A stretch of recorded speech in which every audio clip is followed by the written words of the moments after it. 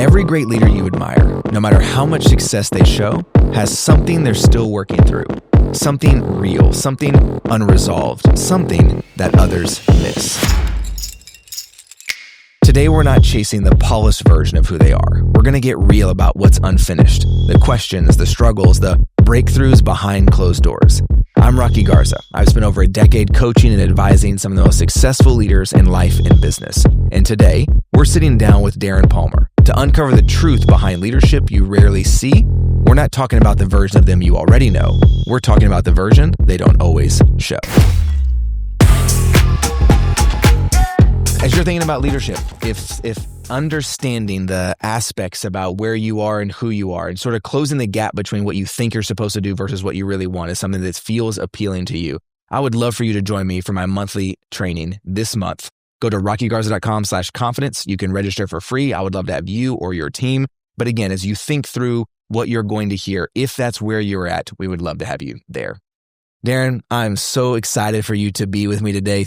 I remember us meeting on the phone for the very first time. It was like 2020 in the fall. I was walking in my backyard. I had old school, that AirPod ones, and I can remember it then. And to kind of come full circle, if you will, that was 4 or so years ago, I think, having here. Man, I'm so glad to have you. Man, glad to be here. Thank you so much for the invite. Yeah, of course. It's always a great time when we get together, brother. Of course. Okay, so really, I just have one question for you to sort of kick us off today.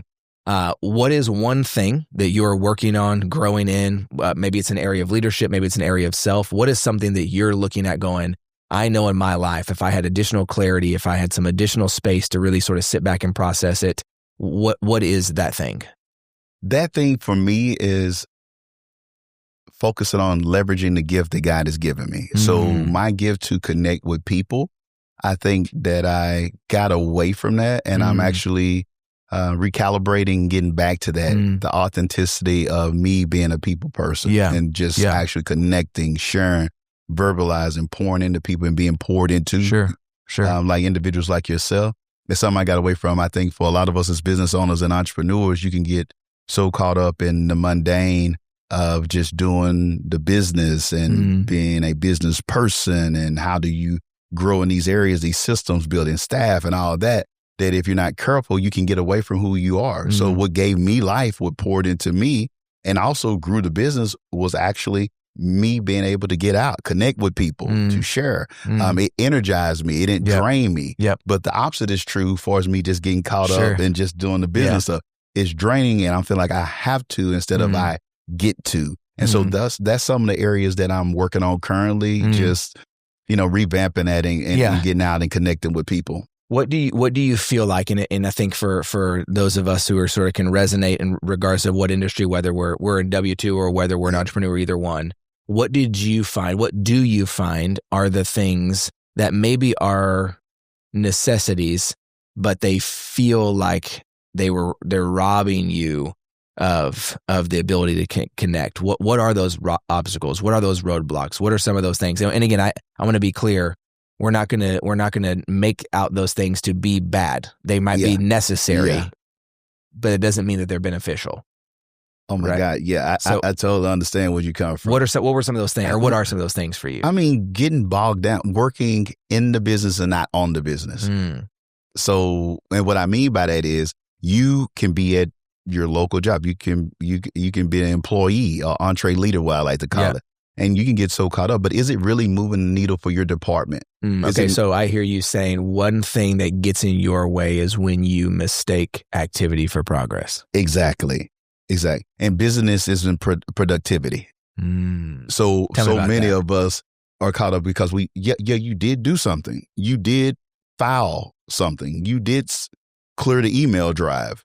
But was that the best use of your time? Like the multiple choice questions, what's the best answer? All of them are correct. All of them are needed. But what is the best one? And so for us to be able to have the wherewithal to be able to understand where should what is the income generating activity or what is the most impactful activity that I can do. Yeah, I can send this email, but you know what? I'm really using this as a crutch because I really don't want to do the things that I really need to do today. So let me go do 10 other things instead of do the laundry. Let me put it that way. Yeah. Because I really don't want to do the laundry. Right. So let me. But no laundry, no clothes, no clothes. You can't go nowhere. I really don't want to meal prep right now. So let me go out because I really like mowing, and that might be my therapeutic time on a riding lawnmower. Yeah. So let me go out. Well, I did mow today, but at the same time, it's taking me away from my actual goal of having a proper nutrition. And okay, let me ask you this. So tell me for you, because I think the more personal examples we give, I think that's sort of what allows the resonance, right, for people. Okay. So love laundry, maybe that may be a real one for you too. Maybe you like to ride lawnmower as opposed to laundry. But what is something for you that in this time where you sort of began to have this awareness of going, okay, well, I think I'm losing sense. I think I've lost some sense of the thing that I really should be doing, right? I've sort of walked away from that. What was the appeal in the moment to do the opposite? What was the appeal in the moment to be in the business? What was the appeal in the moment for you that sort of causes us to get lost? I think causing to get lost is, for one, the mindset of what you identify should be the role of a CEO, should be the role, or what others think the role is. And instead of creating what works best for you. A biblical example would be David. I don't need Saul's armor. I need to use the armor it might be just a slingshot. And I need to be okay if in my business that I'm not operating the same way as others who have come before me. And it might be effective for them, but is it efficient for me to have that armor on that's actually bogging me down? So if I think that I need to have, let's say, for instance, and I've went through all this, so let me give an example. I've had moments where I had brick and mortar where it was good for that time, but I actually need a brick and mortar. I've had time where I had sales team or 20 or 40 people and really didn't need that. I've had time where I just had editors and other people just on staff full time, but really didn't need it. I've had time where I hired or just because somebody was a family member, but let's just put it for what it is. Actually had, and for those out there, this is just was being totally transparent right now. Just because somebody is a family member or even if they're your spouse doesn't mean that they're competent for that role. So just because you got a family business or you just trying to put somebody because you trust them. Yeah, I trust them when I'm sleeping with them. I trust them for the raising our kids. I trust them to be in holding matrimony with each other, but that doesn't mean they need to be over operations. So now all of a sudden because they want everybody to have, but they're not actually able to manage the people the way that they need to. So now you're trusting them because you quote unquote a CEO. So you're allowing not to control, to allow other people to run the departments. Right. But at the same time, you're hemorrhaging financially. Right. Because you're looking back and look, wait, this person hadn't did anything. Right. We find out when this person gone, we've been paying them this many months or this many years. Yeah. They haven't did any of the things that they were. And then you had a heart, or you was thinking because you knew that they had a family, you just want them to have a job, or you like them, or y'all go have coffee and shop with each other, or y'all go to church retreats, but the person hasn't been doing their job.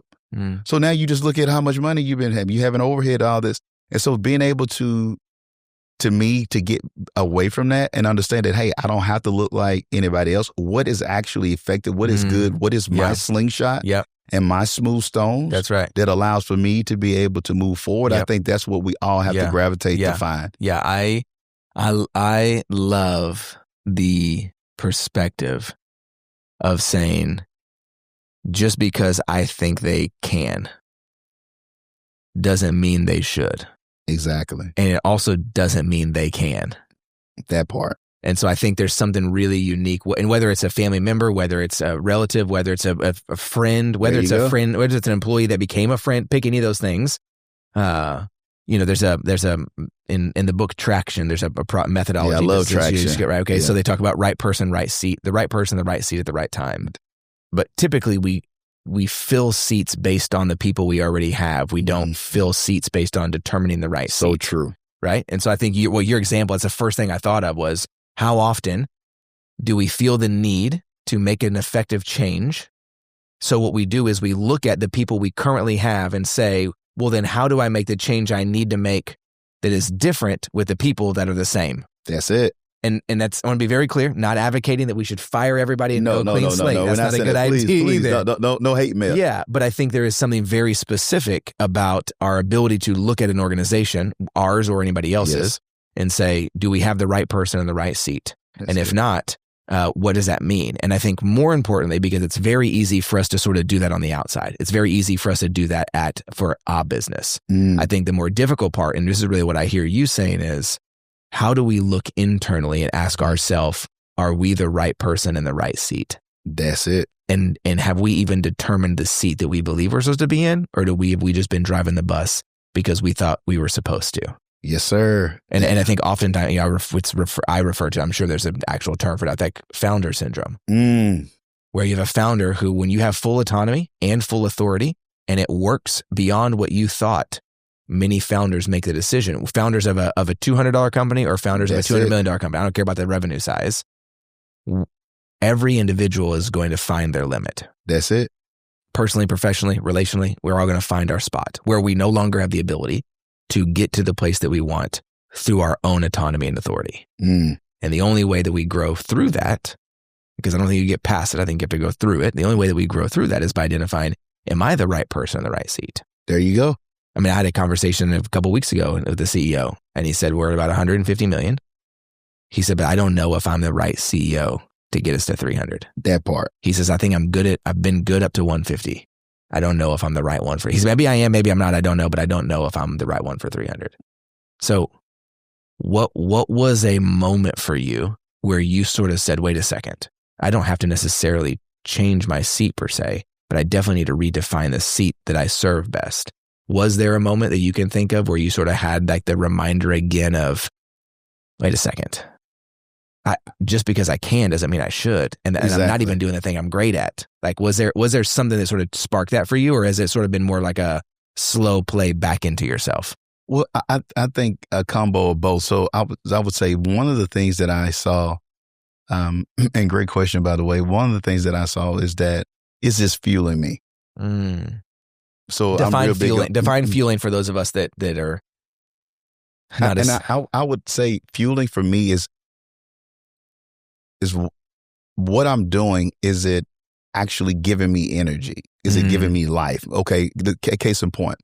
Do I feel drained after I do it? Not meaning that you didn't put work in, because you can feel tired. We're not talking about the exertion of energy. Exertion. Okay, no, we're not talking about that. But is it something that, wow, I've been doing this for 10 hours a day. I caught a flight. I did this, I did that, and I came back and I still can't sleep. Or I just came back from meetings at this particular time with Rocky, and I leave and I'm creative again. I'm in here writing a sketch out. I'm working on a draft or something. I'm ready to create content. I'm ready to do some things because I'm more inspired. I'm more motivated, and it doesn't seem like work. Even though I'm working, it doesn't seem like work. Okay.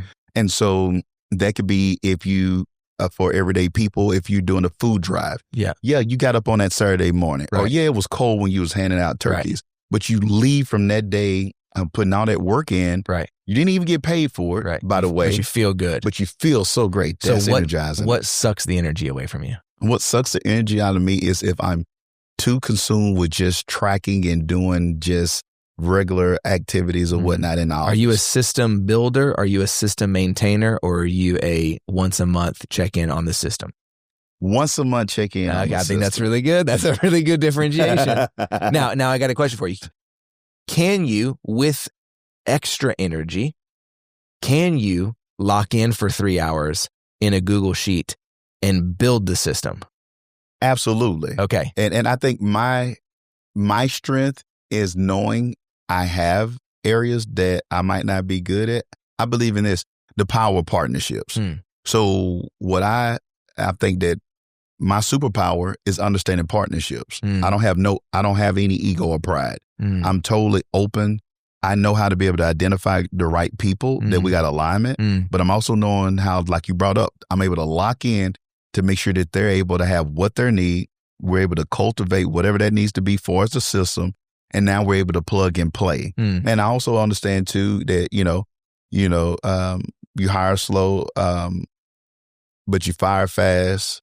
But you got to make sure that you're getting the right people that align with you. And also when I know that they have an area of expertise, I allow for them to operate in that area. Now, I don't bury my head in the sand, and I've been there before. Sure. I want to be transparent. Not to say that we haven't buried before. Exactly. Like, hey, I might throw this all to you so I don't have to worry about it. And let me go play. Yeah. But I understand the combination now.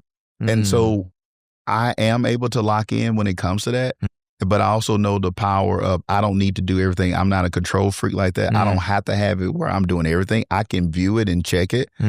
We've created a look at a system that works. Now just more of just implementing that or whatnot and not getting caught up in it. So let me give a few takeaways. I think this would be helpful. Like for me, what energizes me is communicating and getting out and connecting with people and pouring into people. Okay, so how did I get away from that? I stopped doing Facebook Lives. I stopped creating as much content. I started passing that on to other members on my staff. So I would have them to build out. So the company wasn't a representative of just me solely. So I didn't want to just be where I'm just the face and everything of the company at that time. But at the same time, that actually energized me. So with me sharing the responsibility, which nothing wrong with everybody else doing their thing. Sure. But I got away from what really drove the company in the first place. What gave me energy, what gave me satisfaction with pouring into people. It wasn't about being seen. Yeah. It was because guess what I had to do too as well? I had to continue to learn and grow to have something to talk about. That's right. So if I'm just behind the scenes all the time, executive producer, but I'm behind the scenes and I'm not doing what actually my calling and my gift is, I'm doing a disservice not only to myself, but to my family, to the team, to the staff, to the business, because I'm behind the scenes or whatnot, and I've taken myself out of the role that I was created to do. Yeah, I hear you saying you had a period of time where, well, let me back up a step.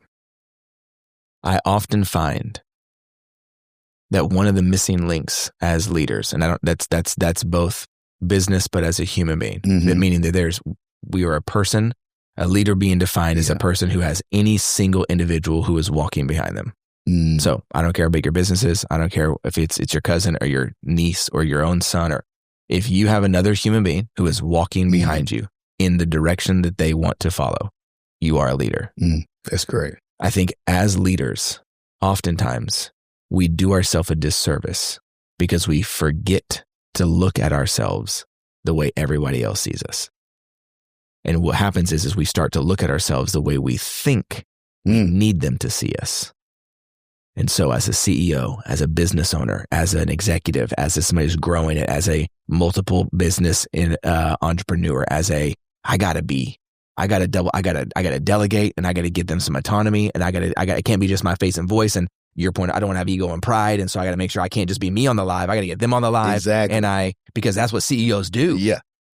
Rather than, well, that's not, but every person who's on your team who has ever made a decision to follow you followed you because it was something you were doing that they believed was worthwhile for them to come along the ride. Exactly. And so I think as simple as it can be, often I try to remind myself and others, what would happen if you allowed yourself to see you the way everybody else did? We'd probably get on Facebook Live a little bit more. Yeah. We'd probably have a couple more conversations. We probably would trust our gut a little bit more if we were willing to see ourselves the way that everybody else saw us, specifically those that are following us. Yeah. Spot on, man. Spot on. And I think that's what we can get away from if we're not careful. And I think having the right support system and the right people in your life, or following the right people, like, being able to follow you and follow your journey, it allows for you to be open to that. And I think that the longer that you stay in that valley of not operating in those gifts and things that are not seeing yourself the way that others see you, I think that can be a detriment to you actually being and operating your purpose. And I believe in those 3 Ps, Rocky, that, wherever you number one, you got to have purpose. And which from purpose allows for you to have passion. That's going back to that energy, the energy and you're feeling you're doing a lot of work. You're working, but it doesn't feel like work. You're people like, you never work another day in your life. But you're just like, no, these people are sleeping in the office. They're at work. Why they're so? Because they have passion behind what they do, because they're operating their purpose. Then that leads to profit. And that profit means that it's profitable for those who you're serving. And the byproduct of it is that because you help enough people get what they want, those Zig Ziglar is saying, you get everything that you want. So wherever you have purpose, it leads to passion, which leads to profit for every individual that you're with. So whether you're serving in ministry, whether you're serving with your kids, whether you're serving with your spouse, whether you're doing something local as a leader or whatnot, as an elderman or whatever it may be or whatnot, or a pastor or a CEO, a C-suite exec, when you have those 3 P's in line, it's powerful or whatnot for us, what you can be able to. That's your 4th P right there, by the way, in case you missed it. Yes, that part. That's the bonus round. That's the bonus round. Thank you for listening to this week's podcast. Join us next week for the part 2 conclusion of our conversation, and don't forget to join us this month for our leadership training. You can register you and your team at rockygarza.com/confidence.